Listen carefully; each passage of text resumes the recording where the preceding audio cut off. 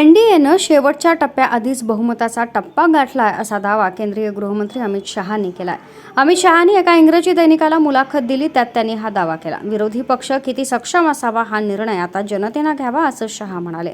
अखेरचा टप्पा पार होण्याआधीच एनडीएनं 300 जागांचा आकडा गाठल्याचं ते म्हणाले.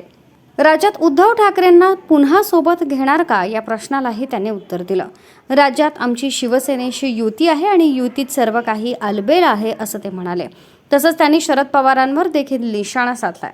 घड्याळाचे काटे उलटे फिरवून 2019ची परिस्थिती पुन्हा आणणं शक्य असतं तर आम्ही महाराष्ट्रात वेगळ्या प्रकारे गोष्टी केल्या असत्या का असा प्रश्न अमित शहा यांना विचारण्यात आला. यावर अमित शहा यांनी शरद पवार यांना लक्ष्य केलं. यावर अमित शहा म्हणाले, 2019च्या विधानसभा निवडणुकीत आम्हाला बहुमत मिळालं होतं.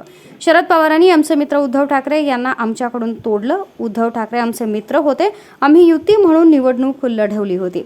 ज्याने हे सगळं सुरू केलं त्यानेच हे संपवलं पाहिजे असं अमित शहा म्हणाले. पुढे शहा म्हणाले, आम्ही अखेरचा टप्पा गाठण्याआधीच आम्ही बहुमताचा टप्पा गाठलाय. आम्ही शेवटच्या टप्प्या अगोदर 300 ते 350 जागांच्या आसपास होतो. अजून यामध्ये शेवटच्या टप्प्यातील जागा नाहीत. अखेरचा टप्पा पार होण्याअगोदरच भाजप सरकार स्थापन करण्याच्या स्थितीत होते. आम्ही 400 पार जाणार आहोत.